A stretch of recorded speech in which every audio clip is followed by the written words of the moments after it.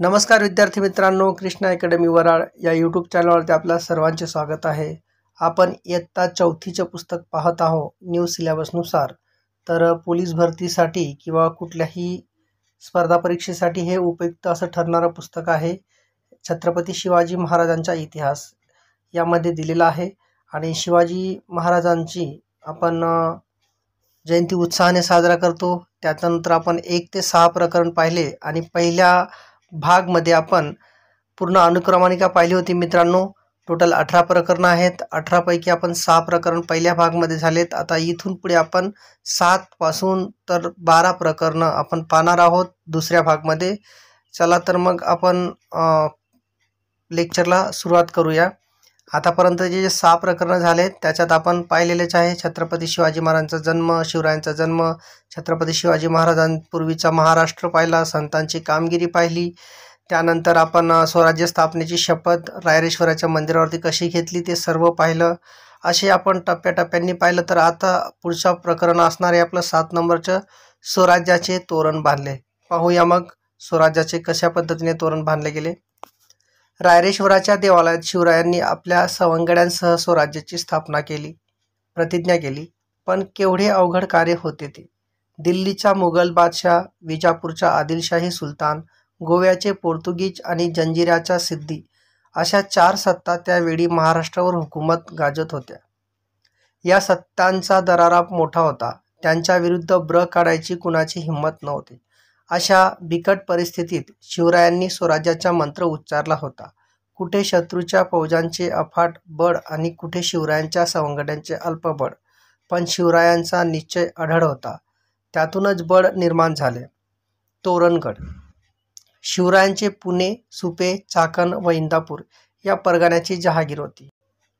जहागिरीतील किल्ले विजापूर दरबारातील अधिकाऱ्यांच्या ताब्यात होते। किल्ल्यांशिवाय कसले आहे स्वराज्य, ज्याचे किल्ले त्याचे राज्य। किल्ला ताब्यात असला की आजूबाजूच्या प्रदेशावर सत्ता चालते। डोंगरी किल्ला म्हणजे राज्याचा एक मुख्य आधार।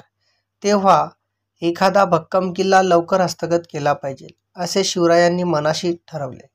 तोरणा किल्ला शिवरायांच्या डोळ्यांपुढे होता। पुण्याच्या नैऋत्येस 64 किलोमीटरवर कानद खोऱ्यात हा किल्ला आहे। डोंगरी किल्ल्यात तोरणा किल्ला मोठा बाका। त्या किल्ल्यावर 2 भक्कम माच्या होत्या, एक झुंजार माची आणि दुसरी बुधला माची। माची म्हणजे किल्ल्याच्या चढणीवर नैसर्गिकरित्या सपाट झालेल्या भागाची तटबंदी। झुंजार माची नावाप्रमाणे झुंजार आहे, लढाऊ आहे। तर पहा मित्रांनो, हा तोरणा किल्ला आहे। झुंजार माची दाखवलेली आहे। किल्ल्यावरून खाली उतरण्यासाठी एकच वाट आहे, ती आहे झुंजार माचीवरून। ही वाट अतिशय अवघड आहे। वाटेवरून चालताना जरासा तोल गेला तरी चालणारा खाली दरीत कोसळून पडणार। महाराष्ट्रातील बळकट किल्ल्यात तोरणा किल्ला गणला जातो। किल्ल्यावर तोरणाजाई देवीचे देऊळ आहे, त्यावरून त्या किल्ल्याला तोरणा हे नाव पडले। तर मित्रांनो, तोरणा किल्ला कशावरून पडले तर तोरणजाई देवीचे देऊळावरून तोरणा हे नाव पडलेले आहे। एवढा प्रचंड किल्ला, पण आदिलशहाचे या किल्ल्याकडे फारसे लक्ष नव्हते। किल्ल्यावर पुरेसे पहारेकरी नव्हते की दारुगोळा नव्हता। शिवरायांनी हे हेरले। शिवरायांना नेमके हेच हवे होते।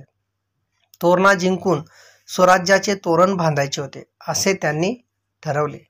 स्वराज्याची नौबत झडली। निवडक मावळ्यांच्या तुकड्या घेऊन शिवराय कानद खोऱ्यात उतरले। साऱ्या मावळ्यांसह ते सिंहाच्या छातीने व हरणाच्या वेगाने झप्पझप तोरणा चढून गेले। मावळ्यांनी भराभर मोक्याच्या जागा ताब्यात घेतला। तानाजी मालुसरे या वीराने दरवाजावर मराठ्यांचे निशाण उभारले। येसाजी कंक हा शिवरायांचा विश्वासू आणि निष्ठावान सहकारी, त्याने चौकीवर पहारे बसवले। किल्ला ताब्यात आला। सर्वांनी शिवरायांचा जय जयकार केला। हिंदवी स्वराज्याची नौबत झडली। नगाऱ्यांचा आणि शिंगांचा आवाज सह्याद्रीच्या दऱ्याखोऱ्यात घुमला। शिवरायांनी या किल्ल्याला प्रचंडगड असे नाव दिले। तर मित्रांनो, कोणत्या किल्ल्याला प्रचंडगड नाव दिले होते छत्रपती शिवरायांनी तर तोरणा किल्ल्याला विचारला जाऊ शकतो प्रश्न। त्यानंतर भवानी मातेचा आशीर्वाद। तोरणा किल्ल्यावर शिवरायांचा कारभार सुरू झाला। त्यांनी किल्ल्याची बारीक पाहणी केली। किल्ल्यावर मराठा किल्लेदार, ब्राह्मण सबनीस, प्रभू कारखानीस इत्यादी अधिकाऱ्यांच्या नेमणुका त्यांनी केल्या। शिवबंदी मावळे, कोळी, रामोशी, महार इत्यादी जाती जमातींतील शूर माणसे नेमली. स्वराज्याच्या सैन्यात जातीभेद, वर्णभेद असा कोणताही भेदभाव नव्हता. तर मित्रांनो, छत्रपती शिवरायांच्या मावळ्यांमध्ये कुठल्याही प्रकारचा भेदभाव केला नव्हता.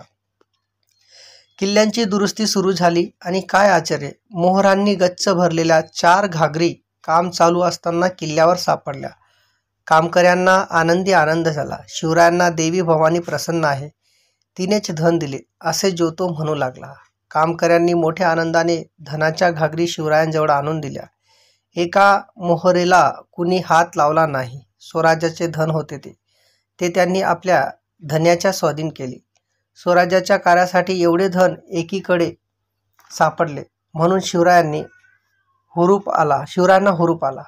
आपल्या कार्याला आई भवानीचा आशीर्वाद आहे असे त्यांना वाटले. हे धन स्वराज्याच्या कामी आले. या धनातून शिवरायांनी शस्त्रे विकत घेतली, दारुगोळा जमा केला. उरलेल्या धनातून त्यांनी एक बेत सिद्धीस नेण्याचे ठरवले. तो बेत असा: तोरण्यापासून 15 किलोमीटरवर पूर्वेला मुरुंब देवाचा डोंगर आहे. शिवरायांनी तो हेरून ठेवला होता.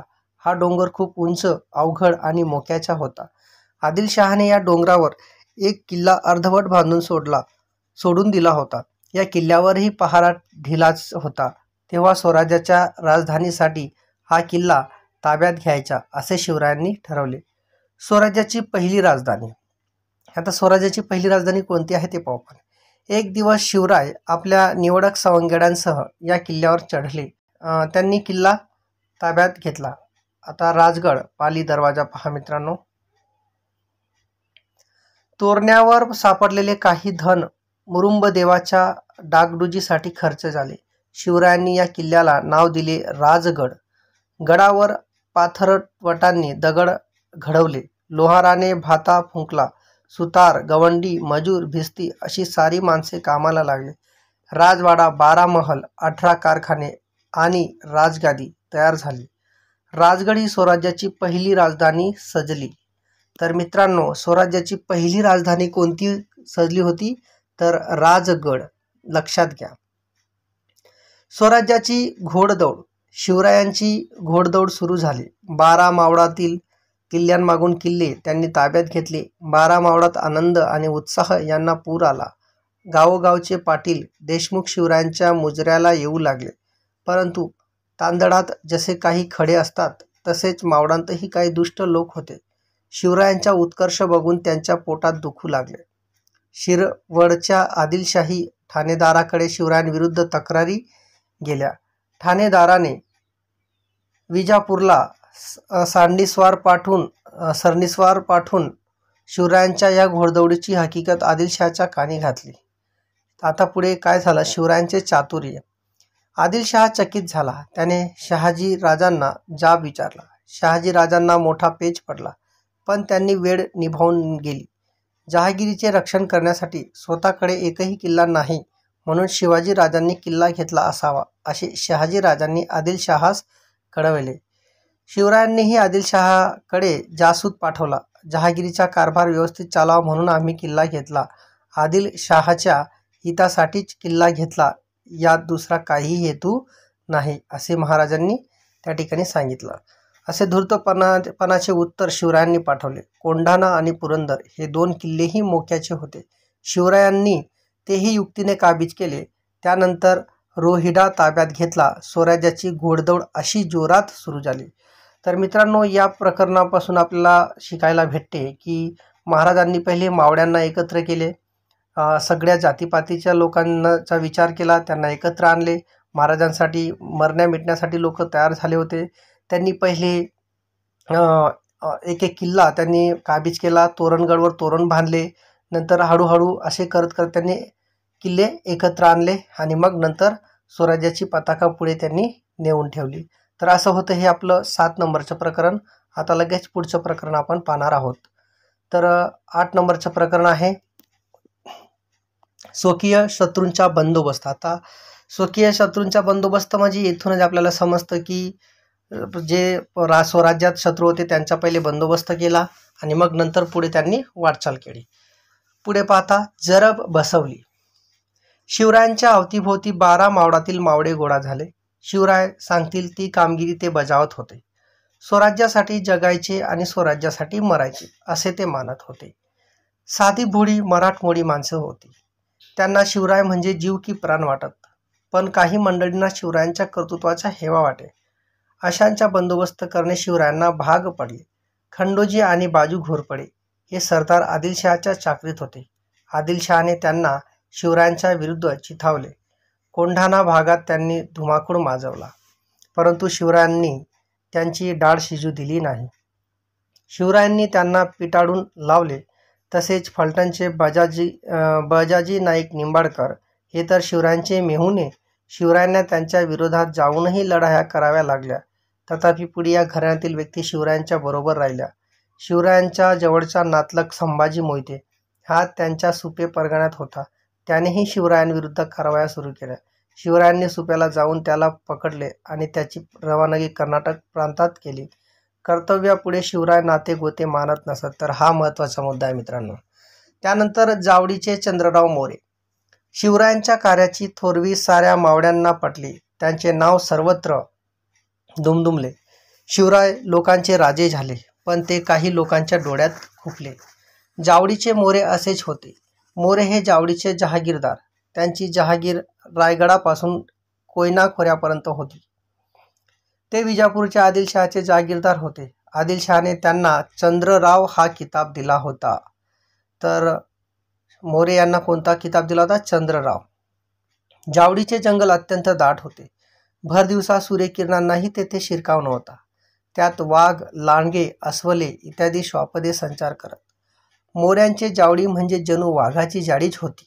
त्यामुळे मोऱ्यांच्या वाटेला कोणी जात नसे. पण ती हिंमत केली शूर शिवरायांनी. त्याला कारण असे, दौलतराव मोरे 1645 साली मरण पावला. त्यांच्या वारसांमध्ये तंटे सुरू झाले. शिवरायांनी यशवंतराव मोरे याला मदत केली. त्यांच्या मदतीनेच यशवंतराव जावडीच्या गादीवर चंद्रराव म्हणून बसला. त्यावेळी यशवंतरावाने शिवरायांना खंडणी देण्याचे कबूल केले. त्यांच्या कार्यात मदत करण्याचेही कबूल केले.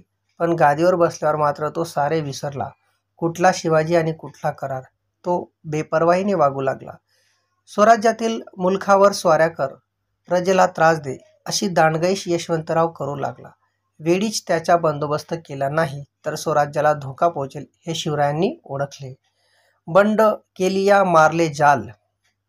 शिवरायांनी यशवंतराव मोरे याला प्रथम एक खरमरीत पत्र धाडले.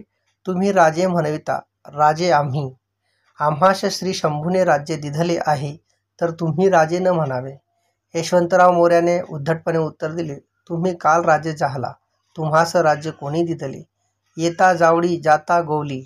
आम्हास श्रींचे कृपेने आदिलशहाने राजे हा किताब. छत्रचामर सिंहासन मेहरबान होऊन दिधले.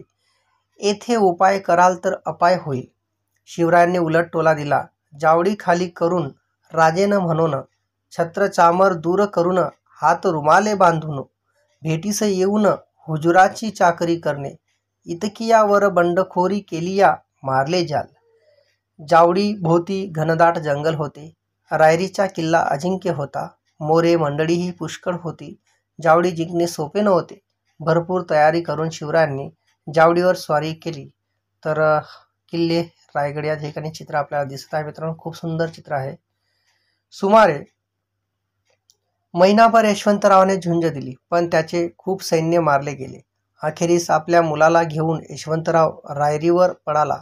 शिवरायांनी जावडी घेतली. नंतर शिवराय रायरीवर चालून गेले. त्यांनी रायरीच्या किल्ल्याला भक्कम वेढा दिला. यशवंतराव 3 महिने निकराने लढला, पण अखेरीस त्याला माघार घ्यावी लागली. किल्ले रायगड. जावडीचा विजय फार महत्त्वाचा होता. त्या विजयामुळे शिवरायांचे स्वराज्य पूर्वीपेक्षा दुप्पट झाले. यशवंतरावाचे सैन्यही शिवरायांना येऊन मिळाले. रायरीचा प्रचंड किल्ला स्वराज्यात आला. हा किल्ला बघून शिवरायांना धन्य वाटले. त्यांनी या किल्ल्याचे नाव रायगड ठेवले. तर मित्रांनो, कोणत्या किल्ल्याचे नाव रायगड ठेवले होते? तर रायरीच्या किल्ल्याचे नाव रायगड त्या ठिकाणी ठेवण्यात आले होते. त्यानंतर त्यांनी जवळच असलेल्या भोरप्या डोंगरावर एक नवीन किल्ला बांधला. त्याचे नाव ठेवले प्रतापगड. तर अशा पद्धतीने नावं ठेवत गेले मित्रांनो. तर असं हा आपण 8 नंबरचं प्रकरण पाहिलं. आता लगेचच पुढचं प्रकरण पाहू. तर पुढचं प्रकरण आहे प्रतापगडावरील पराक्रम. आदिलशाही हादरले. विजापूरच्या दरबारातील गोष्ट. शिवरायांच्या वाढत्या हालचाली ऐकून आदिलशाही दरबार काळजीत पडला. दरबारात झाडून सारे सरदार गोळा झाले. एक एक गाजलेले शमशेर बहादर दरबारात हजर होते. आदिलशाही कारभार बघणारी बडी साहेबीन जातीने दरबारात हजर होती. दरबारापुढे महत्त्वाचा प्रश्न होता, शिवाजीचा बिमोड कसा करायचा. बडी साहेबीन हिने दरबारातील सरदारांना खडा सवाल केला. सांगा, कोण तयार आहे शिवाजीचा बंदोबस्त करायला. दरबारात शांतता पसरली. जो तो आपल्या जागी चूप. शिवरायांशी मुकाबला करण्याचे धाडस कोण दाखवणार. जो तो एकमेकांकडे बघू लागला. एवढ्या धिप्पाड देहाचा एक सरदार लवून मुजरा करत पुढे आला. त्याचे नाव होते अफझल खान. खानाने विडा उचलला. तबकातील विडा उचलत अफझल खान म्हणाला, शिवाजी? कुठला शिवाजी? त्याला मी जिवंत कैद करून येथे पकडून घेऊन येतो आणि तसा न सापडला तर त्याला ठार मारून विजापुरी आणतो. अफझल खान म्हणजे विजापूर दरबाराचा भारी सरदार. तुफान ताकदीचा, पोलादी पहार हातांनी वाकवणारा, भल्याबुऱ्या कोणत्याही मार्गाने आपले काम करण्यात त्याचा हातखंडा. अशा अफझल खानाने शिवरायांना जिवंत पकडून किंवा मारून आणण्याचा विडा भर दरबारात उचलला. सारा दरबार खुश झाला. दरबारात हजर असलेल्या प्रत्येकाला वाटले, आता शिवाजी भोसला कसला जिवंत राहतो. थोड्याच दिवसांत विजापूर दरबारात साखळदंडात बांधलेल्या अवस्थेत शिवाजी हजर होणार, नाहीतर त्याचे मुंडके तरी दरबारात सादर होणार. अफझल खान मोठा ऐटीने थाटामाटाने विजापुरातून बाहेर पडला. त्याने आपल्याबरोबर प्रचंड फौज व लढाईचे सामान घेतले. यापूर्वी अफझल खान 12 वर्षे वाईचा सुभेदार होता. त्यामुळे त्याला त्या मुलखाची चांगलीच माहिती होती. मोठ्या घमेंडीने तो महाराष्ट्राची वाट चालू लागला. स्वराज्यावरील संकट. शिवराय त्यावेळी राजगडावर होते. त्यांना अफझल खान चालून येत आहे ही बातमी कळाली. स्वराज्यावर मोठे संकट आले हे त्यांनी ओळखले, पण ते डगमगले नाहीत. त्यांनी विचार केला, खान कपटी, त्याची फौज मोठी, आपले राज्य लहान, आपले सैन्य लहान. उघड्या मैदानावर काही खानापुढे आपला निभाव लागणार नाही. त्याच्याशी युक्तीनेच सामना दिला पाहिजे असे शिवरायांनी ठरवले. ते जिजामातेशी सल्लामसलत करून तसेच त्यांचा आशीर्वाद घेऊन राजगडावरून निघाले आणि त्यांनी प्रतापगडाकडे कूच केले. अफझल खानाचे डावपेच. शिवराय प्रतापगडावर गेले ही बातमी खानाला कळताच तो चिडला. त्याला माहीत होते प्रतापगडावर चालून जाणे सोपे नाही, कारण तो किल्ला होता डोंगरात. भोवताली घनदाट जंगल होते. वाटेत उंच उंच डोंगर होते. फौजेला जायला चांगली वाट नव्हती. तोफा चढायला मार्ग नव्हता. शिवाय तेथे जंगली जनावरांचा तर भयंकर सुळसुळाट.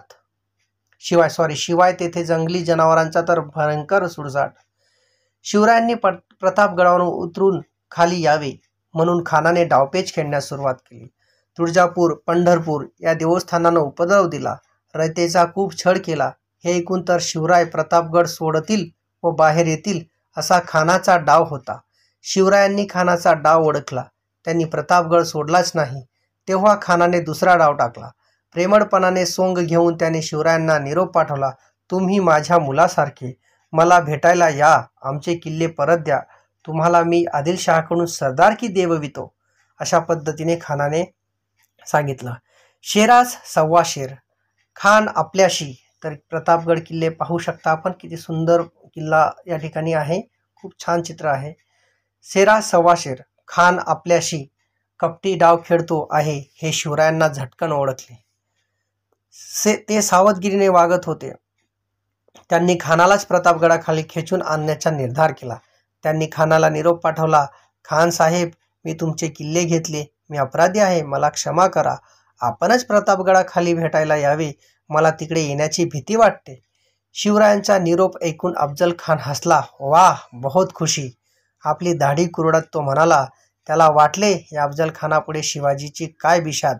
हा डरपोक माझ्याशी कसली लढाई खेळतो.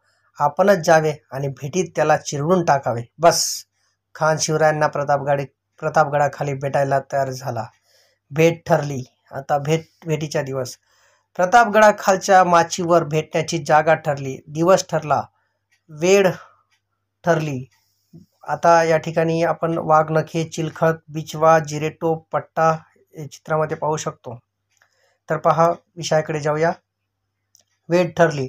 भेटीच्या वेळी दोघांनी आपल्याबरोबर एक एक सेवक आणावा आणि आपले 10 अंगरक्षक ठरलेल्या ठिकाणी दूर ठेवावे असे ठरले. महाराजांनी खानासाठी चांगली वाट तयार करून घेतली. भेटीसाठी छानसा शामियाना उभारला. शिवराय फार सावधगिरीने वागत होते. त्यांनी आपल्या सैन्याच्या निरनिराळ्या तुकड्या केल्या. जंगलात कोणी कोठे लपून राहायचे, काय करायचे याबद्दल त्यांना सूचना दिल्या. कडेकोट बंदोबस्त केला. खान कपटी आहे, शिवरायांनी त्याची भेट घेऊ नये असे त्यांना काही सल्लागारांनी सांगितले. पण शिवरायांनी खानाला भेटायचे नक्की ठरवले. भेटीची तयारी. भेटीचा दिवस उजाडला. सकाळी शिवरायांनी भवानी देवीचे दर्शन घेतले. थोड्या वेळाने त्यांनी पोशाख करण्यास सुरुवात केली. पायांत सुरवार चढवली, अंगात चिलखत घातली, त्यावर जरीचे तुकडे व अंगरखा घातला, डोक्यास जिरेटोप घातला, त्यावर मंदिल बांधला, डाव्या हाताच्या बोटांत वाघनखे चढवली, त्याच हाताच्या अस्तनीत बिचवा लपवता, सोबत पट्टा घेतला. शिवराय खानाच्या भेटीसाठी असे त्या ठिकाणी तयार झाले. बाहेर सरदार उभे होते. शिवराय त्यांना म्हणाले, गड्यांनो, आपापली कामे नीट करा. भवानी आई यश देणार आहे. पण समजा आमचे काही बरे वाईट झाले तर तुम्ही धीर सोडू नका. संभाजीराजांना गादीवर बसवा. मासाहेबांच्या आज्ञेत वागा. स्वराज्य वाढवा. रयत सुखी करा. आम्ही निघालो. शिवराय निघाले. बरोबर वकील पंताजी गोपीनाथ आणि जिवाजी महाला, संभाजी कावजी, येसाजी कंक, कृष्णाजी गायकवाड, सिद्दी इब्राहिम इत्यादी 10 अंगरक्षक त्या ठिकाणी होते. तर एवढे छत्रपती शिवरायांचे अंगरक्षक होते मित्रांनो. तर सगळ्या जातीपातीचे लोक त्या ठिकाणी होते. खान शिवरायांच्या आधीच शामियानात येऊन बसला होता. मनोराज्य करत होता. त्याच्या शेजारी बडा सय्यद नावाचा त्याचा हत्यारबंद शिपाई उभा होता. तो पट्टा चालवण्यात मोठा पटाईत होता. शिवराय शामियानाच्या दरवाजाजवळ आले. बडा सय्यदकडे पाहतच तिथेच उभे राहिले. खानाने महाराजांच्या वकिलाला विचारले, शिवाजीराजे आत का येत नाहीत? वकील म्हणाला, ते बडा सय्यदला भितात, त्याला तेवढा दूर करा. बडा सय्यद दूर झाला. शिवराय आत गेले. खान उठून म्हणाला, या राजे, भेटा आम्हाला. तर चित्र पहा मित्रांनो, शिवराय आणि अफजल खानाच्या भेटीचं सुंदरसं.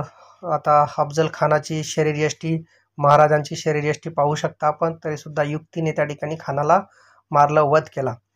अफजल खानाशी झटापट. महाराज सावध होऊन पुढे झाले. खानाने शिवरायांना आलिंगन दिले. दिप्पाड खानापुढे शिवराय ठेंगणे होते. शिवरायांचे मस्तक खानाच्या छातीवर आले.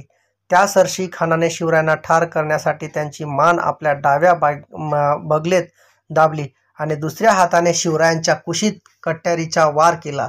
शिवरायांच्या अंगावरील अंगरखा टरकन फाटला. अंगरख्याखाली चिलखत असल्यामुळे शिवराय बचावले. त्यांनी खानाचा डाव ओळखला. अत्यंत चपळाईने त्यांनी खानाच्या पोटावर वाघनखांचा मारा केला. डाव्या हाताच्या अस्तनीत लपलेला बिछवा उजव्या हाताने काढून त्याने तो खसकन खानाच्या पोटात खुपसला. खानाची आतडी बाहेर पडली. खान कोसळला. एवढ्यात त्याचा वकील कृष्णाजी भास्कर पुढे आला.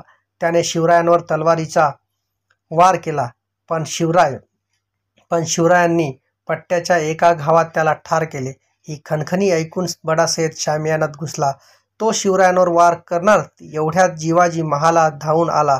बडा सय्यदचा वार आपल्या अंगावर घेऊन जिवाजी महालाने एका घावात त्यास जागच्या जागी ठार केला. होता जीवा म्हणून वाचला शिवा, अशी म्हणच पुढे रूढ झाली. यावेळी झालेल्या संघर्षात संभाजी कावजीने मोठा पराक्रम केला. अफजल खानाच्या फौजेची दानादान. विजयी शिवराय गडावर गेले. इशाऱ्याची तोफ झाली. शिवरायांचे सैन्य इशाऱ्याची वाटच बघत होते. तोफ हाताच झाडीत लपून राहिलेली शिवरायांचे सैन्य खानाच्या फौजेवर तुटून पडले. खानाच्या फौजा बेसावध होत्या. त्यांना पडायलाही वाट सापडेना. मराठ्यांनी जोराचा पाठलाग केला आणि खानाच्या फौजेचा धुव्वा उडवला. अफजल खानाचा मुलगा फाझल खान कसाबसा निसटला व विजापूरला पोहोचला. त्याने सांगितलेली बातमी ऐकून विजापुरात हाहाकार उडाला. विजापूरच्या सर्वात बलाढ्य सरदार शिवरायांनी आहा म्हणता धुळीस मिळवला. शिवरायांचे नाव सगळीकडे दुमदुमले. त्यांच्या पराक्रमाचे पोवाडे सह्याद्रीच्या कडेकपारीतून घुमू लागले. तर अशा पद्धतीने अफजल खानाचा वध त्या ठिकाणी केला आणि आपल्या पराक्रमाची पराकाष्ठा त्या ठिकाणी गाजवली. तर मित्रांनो, असा होता हा 9 नंबरचा लेसन किंवा प्रकरण. आता आपण पाहूया 10 नंबरचा धडा. शर्तीने खिंड लढवली. आता पहा मित्रांनो, पन्हाळा जिंकला आणि आदिलशाही चिडला. अफजल खानाच्या वधामुळे विजापुरात हाहाकार उडाला. त्याच्या मागोमाग शिवरायांनी विजापूरच्या ताब्यातील पन्हाळगड जिंकला. त्यामुळे आदिलशहा भयंकर चिडला. त्याला अन्न पाणी गोड लागेना. शिवरायांचा नाश करण्यासाठी त्याने सिद्दी जोहर या सरदाराला पाठवले. फार मोठी फौज घेऊन सिद्दी जोहर निघाला. फाजल खानही बापाच्या वधाचा सूड घेण्यासाठी त्याच्याबरोबर निघाला. पन्हाळ्याच्या वेढा. सिद्दी जोहर शूर पण क्रूर होता. त्याची शिस्त कडक होती. त्याने पन्हाळ्या गडाला चौफेर वेढा घातला. शिवरायांना गडात कोंडले. पावसाळ्याचे दिवस जवळ आले होते. पावसाळा सुरू झाला की सिद्दी जोहर वेढा उठवतील असे शिवरायांना वाटले. पण पाऊस सुरू होताच त्याने वेढा अधिकच कडक केला. गडावरची शिदोरी संपत आली. आता काय करावे? शक्तीचे काम नाही तेव्हा युक्तीने सुटका करून घेण्याचे शिवरायांनी ठरवले. लवकरच किल्ला तुमच्या स्वाधीन करतो असा निरोप त्यांनी सिद्धीला पाठवला. तो खुश झाला. त्याने कबूल केले. वेढ्याच्या कामाने सिद्धीचे सैनिक कंटाळले होते. शिवाजी शरण येत आहे हे ऐकून त्यांना आनंद झाला. खाणे पिणे, गाणे बजावणे व हुक्का पाणी यांत ते दंग होऊन गेले. शिवराय वेढ्यातून बाहेर. शिवरायांनी वेढ्यातून निसटून जाण्यासाठी एक युक्ती योजली. त्यांनी 2 पालख्या सज्ज केल्या. एकीतून शिवराय अवघड वाटेने बाहेर जाणार आणि दुसरीतून शिवरायांचा वेश धारण केलेला व्यक्ती राजदिंडी राजा दरवाजातून बाहेर पडणार. दुसरी पालखी शत्रू सैन्याला सहज दिसणार असल्याने ती पकडली जाणार आणि शिवाजी राजा पकडल्याचे समजून शत्रू जल्लोष करणार. एवढ्यात शिवराय अवघड वाटेने निसटून जाणार अशी ती योजना होती. त्यासाठी एक बहादूर तरुण तयार झाला. तो दिसायला शिवरायांसारखाच होता. त्याचे नाव होते शिवा काशीद. शिवरायांच्या सेवेतील केशभूषा करणारा तो सेवक होता. तर मित्रांनो पहा, या ठिकाणी सर्व जातीपातीचे लोक महाराजांसाठी मरायला आणि मारायला तयार होते. तो मोठा धाडशी आणि चतुर होता. ठरल्याप्रमाणे शिवाची पालखी राजदिंडीच्या बाहेर पडली. रात्रीची वेळ होती. धो पाऊस पडत होता. तरीही शत्रूचे काही सैनिक पहारा देत होते. त्यांनी ही पालखी पकडली. शिवाजी राजाच पकडला असे समजून त्यांनी ती पालखी सिद्दी जोहरच्या छावणीत नेली. तेथे जल्लोष सुरू झाला. दरम्यान शिवराय दुसऱ्या अवघड वाटेने गडाबाहेर पडले. सोबत बाजीप्रभू देशपांडे आणि त्यांचे निवडक सैनिक होते. सोबत बांदल देशमुख यांची फौजही होती. इकडे थोड्या वेळाने शिवा कासिदाचा डाव उघडकीस आला. तेव्हा सिद्धीने संतापून त्याला तत्काळ ठार केले. अशा पद्धतीने त्यांनी आपले बलिदान दिले. मित्रांनो, शिवरायांसाठी स्वराज्यासाठी शिवा काशीदने आत्मबलिदान केले. तो अमर झाला. शिवराय हातावर तुरी देऊन निसटल्याचे लक्षात येताच सिद्धी चवताळून गेला. त्याने तातडीने सिद्दी मसऊद या आपल्या सरदाराला मोठ्या फौजेनिशी शिवरायांचा पाठलाग करण्यास पाठवले. पाठलाग चालू झाला.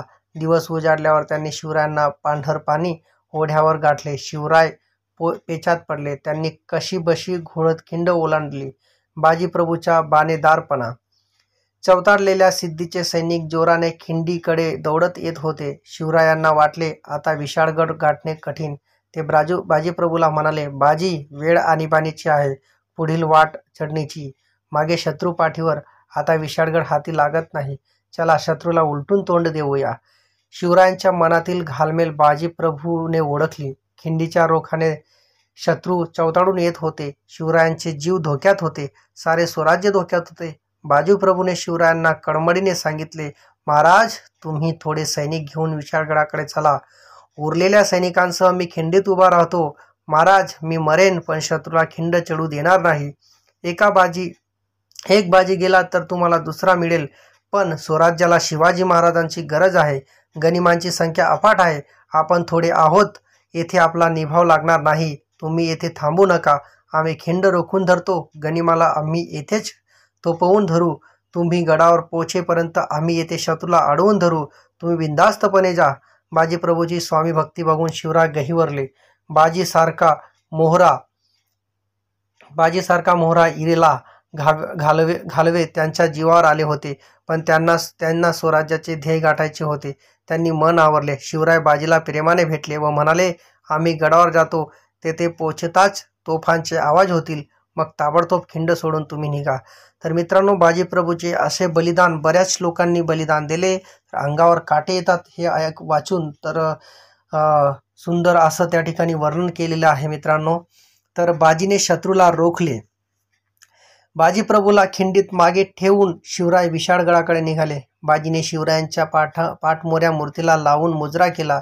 मग त्याने आपल्या हातात शमशेर घेतली आणि तो खिंडीच्या तोंडाशी उभा राहिला. त्याने मावळ्यांच्या तुकड्या पाडल्या, त्यांना जागा नेमून दिल्या. मावळ्यांनी दगडगोटे जमा केले आणि ते आपल्या जागी तयारीने उभे राहिले. खिंडीच्या तोंडावर मावळ्यांची पोलादी फळी तयार झाली. इतक्यात शत्रूच्या युद्धगर्जना ऐकू आल्या. शत्रू खिंडीखाली आला होता. बाजी मावळ्यांना म्हणाला, बहादूर मर्दांनो, हुशार! जीव गेला तरी जागा सोडू नका. गनिमांचा खिंड चढू देऊ नका. बाजीप्रभू आणि त्यांचे मावळे खिंडीच्या तोंडाशी पाय रोवून उभे ठाकले. खिंडीतली वाट बिकट व नागमोडी होती. एकावेळी 3-4 माणसे कशीबशी वर चढू शकत. तिकडे शिवराय विशाळगडाकडे वाऱ्यासारखे धावत होते. विशाळगडाचा पायथा अजून दूर होता. गडावर पोचण्यासाठी शिवरायांनी 1.5-2 तास हवे होते. तेवढा वेळ बाजीने खिंड अडवून ठेवल्यास शिवरायांचे काम फत्ते होणार होते. खिंडीतील झुंज. आता इथं खिंडीमध्ये झुंज कशी झाली ते पाहू मित्रांनो. इकडे खिंडीत शर्तीची झुंज सुरू झाली. शत्रू खिंडीत चढू लागला. मित्रांनो, तर ही खिंड आपल्याला दिसत आहे. बाजीप्रभू देशपांडे आणि काही आपले मावळे चर्चा असताना इथं दिसत आहे. घोडखिंडीत शिवराय व बाजीप्रभू देशपांडे. सुंदरसं चित्र आहे. छोटीशी खिंड आहे. चला पुढे पाहूया आपण. शत्रूची पहिली तुकडी खिंडीवर येऊन धडकली. मावळ्यांनी शत्रूवर दगडांचा वर्षाव केला. दगडधोंड्यांचा मारा करण्यात मावळे पटाईत. त्यांनी सराईतपणे हाणामारी सुरू केली. शिवरायांच्या मावळ्यांनी कित्येक गनिमांना टिपले. कित्येकांची डोकी फुटली. पहिली तुकडी नामोहरम झाली, मागे हटली. पुन्हा दुसरी तुकडी नेटाने खिंड चढू लागले. बाजीप्रभू ओरडला, हाना, मारा! मावळ्यांना स्फुरण चढले. हर हर महादेव अशी गर्जना करत ते शत्रूवर तुटून पडले. पुन्हा दगडांचा वर्षाव सुरू झाला. शत्रू धडाधड कोसळू लागला. बाजी बेहोश होऊन ओरडला, शाब्बास माझ्या पठ्ठ्यांनो, फेका आणखी दगड, ठेचा गनिमांना, होऊ द्या जोराचा मारा. शाब्बास तुमची. दुसऱ्या तुकडीचा निकाल लागला. तिकडे शिवराय विशाळगडाकडे घोडदौड करत होते. गडाचा पायथा जवळ येत होता. प्रत्येक क्षण महत्त्वाचा होता. विशाळगडाच्या पायथ्याशी ही शत्रूचा वेढा होता. शिवरायांनी आपल्या निवडक साथीदारांसह शत्रूच्या मोर्चावर हल्ला चढवला. शत्रूबरोबर झुंज देत शिवराय पुढे सरकले. ते आपल्या मावळ्यांसह शत्रूंची कोंडी फोडून विशाळगडाच्या माथ्याकडे धाव घेत होते. आता पुढे पहा बाजीचा पराक्रम. इकडे घोडखिंडीत शर्तीची झुंज अजून चालू होती. सिद्दी मसऊद चिडला होता. त्याची तिसरी तुकडी खिंड चढू लागली. मराठ्यांनी शौर्याची शर्थ केली. शत्रूने बाजीप्रभूंवर हल्ला चढवला. बाजीला घेरले. बाजी त्वेषाने लढू लागला. त्याने पराक्रमाची शर्थ केली. बाजीच्या अंगावर अनेक वार झाले. जागोजागी जखमा झाल्या. अंगातून रक्ताच्या धारा वाहू लागल्या. तरीही त्याने खिंडीचे तोंड सोडले नाही. त्याचा सारा देह रक्ताने न्हावून निघाला, पण तो मागे हटला नाही. त्याने मध्येच ओरडून मावळ्यांना सूचना दिली. मावळ्यांनी शत्रूवर निकराचा मारा केला. शत्रू हटला. बाजीप्रभू घायाळ झाला होता. तरीही मावळ्यांना झुंज चालू ठेवण्यास तो बजावत होता. त्याचे सारे लक्ष तोफांच्या आवाजाकडे होते. ती पावनखिंड. एवढ्या तोफेचा आवाज कडाडला. तोफांचे आवाज धारातीर्थी कोसळलेल्या बाजीच्या कानी पडले. महाराज गडावर पोहोचले. मी माझी चाकरी बजावली. आता मी सुखाने मरतो, असे म्हणून त्या स्वामीभक्त बाजीप्रभूने प्राण सोडला. ही वार्ता विशाळगडावर महाराजांना समजली. तेव्हा त्यांना मोठे दुःख झाले आणि ते म्हणाले, बाजीप्रभू देशपांडे स्वराज्यासाठी धारातीर्थी पडले. बांदलांच्या लोकांनी युद्धाची शर्त केली. बाजीप्रभूंसारखे देशभक्त होते म्हणून स्वराज्याचे पाऊल पुढे पडले. त्या स्वामिनिष्ठांच्या रक्ताने घोडखिंड पावन झाली. पावनखिंड या नावानेच इतिहासात ती अमर झाली. धन्य ते वीर आणि धन्य तो बाजीप्रभू. धन्य धन्य तो बाजीप्रभू. अशा पद्धतीने आपण 10 नंबरचा लेसन पाहिला मित्रांनो. आता 11 नंबरचा लेसन पाहूया. शाहिस्तेखानाची फजिती. शाहिस्तेखानाची स्वारी. विजापूरच्या आदिलशहाने जंग पछाडले, पण शिवरायांपुढे त्याचे काही चालले नाही. त्याच्या प्रत्येक सरदाराला शिवरायांनी चांगलाच हात दाखवला. शेवटी आदिलशहा नरम झाला. त्याने शिवरायांशी तह केला आणि त्याचे स्वतंत्र राज्य मान्य केले. यामुळे काही काळ दक्षिणेची बाजू सुरक्षित झाली. मग शिवराय उत्तरेतील मुघलांकडे वळले. मुघलांच्या स्वाऱ्यांनी महाराष्ट्राची धुळधाण उडाली होती. त्यावेळी दिल्लीला औरंगजेब हा मुघल बादशाह होता. त्याच्या मुलखावर शिवरायांनी स्वाऱ्या केला. त्यामुळे बादशाह चिडला. त्याने आपला मामा शाहिस्तेखान याला शिवरायांवर पाठवले. तो पुण्यावर चालून आला. त्याच्याबरोबर 5 लाख सैन्य होते. शेकडो हत्ती, उंट आणि तोफा होत्या. शिरवळ, शिवापूर, सासवड अशी गावे घेत शाहिस्तेखान आला. त्याने पुरंदर किल्ल्याला वेढा दिला. तो पुढेच येत होता, पण एकदा मात्र डोंगराच्या खिंडीत मराठ्यांनी त्याला गाठले. मराठी अतिशय चपळ, भीमथडी तुट्टावर बसणारे, चटणी भाकरी खावी, अंगावर घोंगडी टाकावी आणि वाऱ्याच्या वेगाने डोंगर दऱ्यातून धावपळ करावी यांत मराठे फार पटाईत. मराठ्यांच्या गनिमी काव्यामुळे शाहिस्तेखानाचे सैन्य हैराण झाले. कंटाळून त्याने पुरंदरचा वेढा उठवला. फिरोजंगी नरसाळ. मग शाहिस्तेखान पुण्याकडे वळला. प्रथम त्याने चाकणचा किल्ला घेतला. चाकणच्या किल्ल्यात फिरोगंजी नरसाळ्याने मोठ्या मर्दुमकीने शाहिस्तेखानाशी मुकाबला केला. 2 महिने फिरोगंजीने किल्ला लढवला, पण शाहिस्तेखानाच्या तोफखान्यापुढे त्याचा टिकाव लागला नाही. फिरोगंजी नरसाळ्याच्या शौर्यावर शाहिस्तेखान खुश झाला. त्याने त्याला बादशाही चाकरीचे आमिष दाखवले, पण फिरोगंजी बदलला नाही. लाल महालात शाहिस्तेखान. शाहिस्तेखान पुण्यात आला. त्याने शिवरायांच्या लाल महालात मुक्काम ठोकला. त्याच्या फौजेने लाल महालाभोवती तड दिला. 1 वर्ष गेले, दुसरे गेले, पण खान काही लाल महालातून हलेना.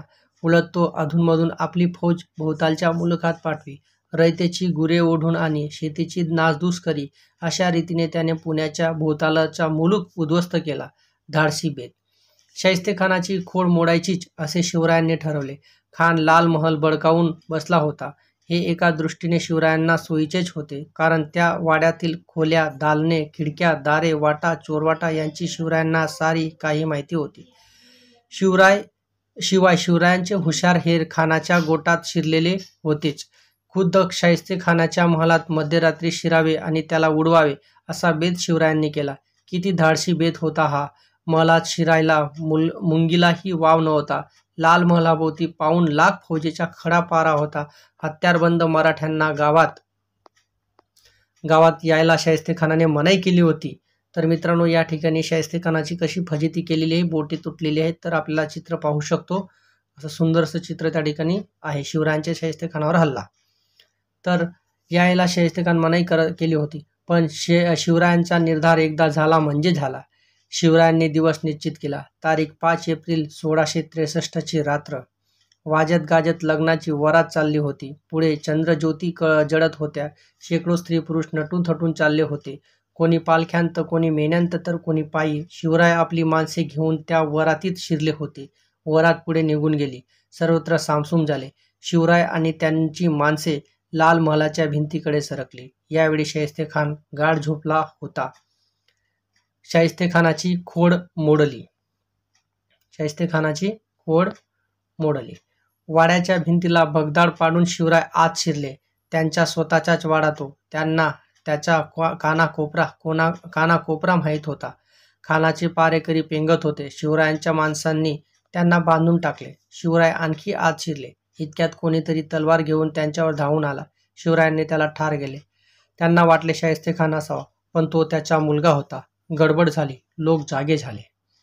शिवराय थेट खानाच्या झोपण्याच्या महालात गेले. त्यांनी शमशेर उपसले. शाहिस्तेखान घाबरला. सैतान सैतान म्हणून ओरडत खिडकी वाटे पडू लागला. शिवराय त्यांच्या मागोमाग धावले. शाहिस्तेखान खिडकी वाटे बाहेर उडी टाकणार तोच शिवरायांनी त्यांच्यावर वार केला.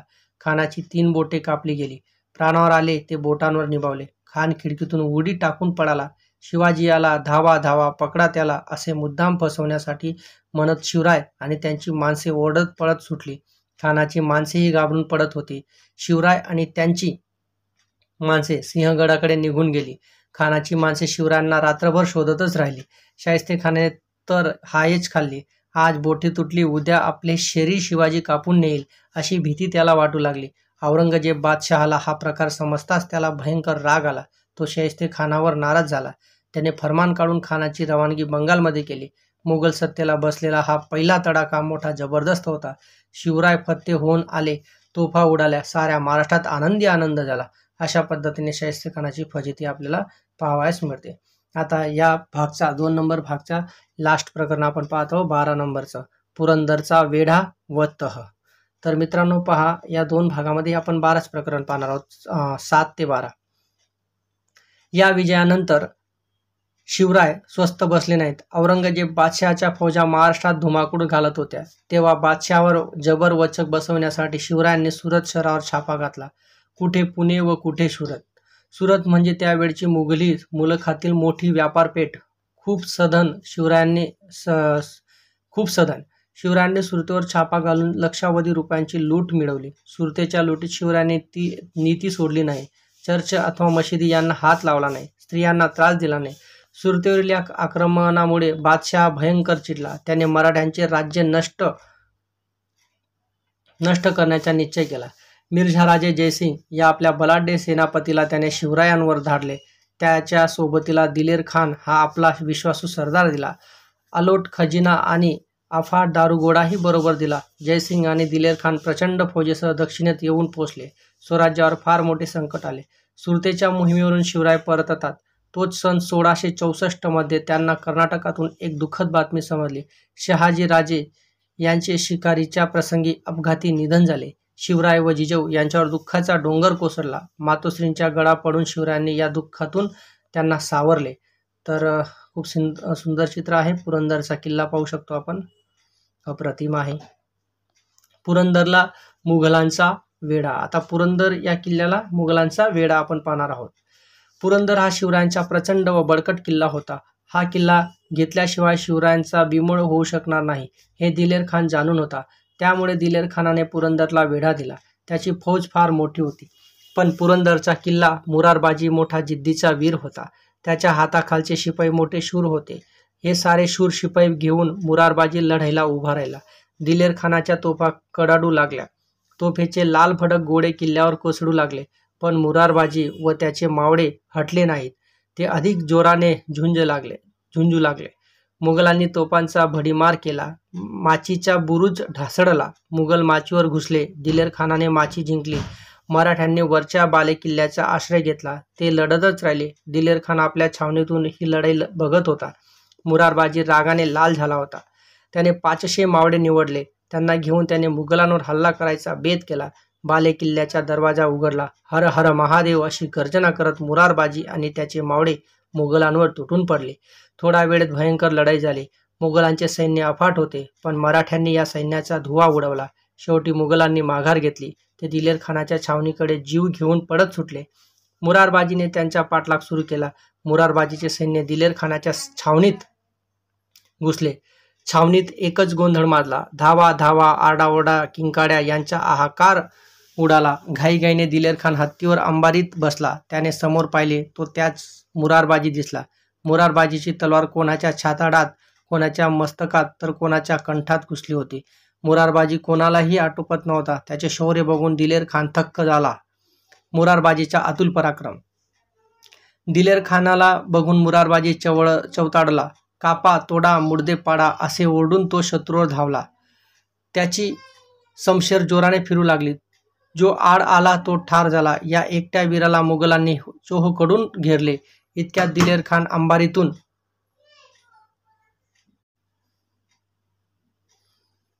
ओरडला, थांबा.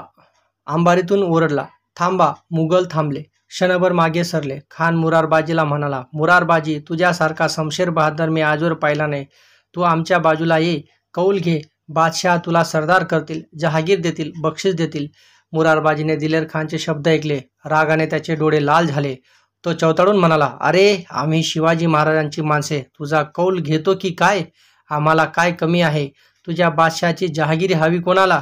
मुरारबाजीने खानाच्या दिशेने झेप घेतली आणि तो तुफान कत्तल करत सुटला. दिलेर खानाने अंबारीतून बाण सोडला. तो बाण थेट मुरारबाजीच्या कंठात शिरला.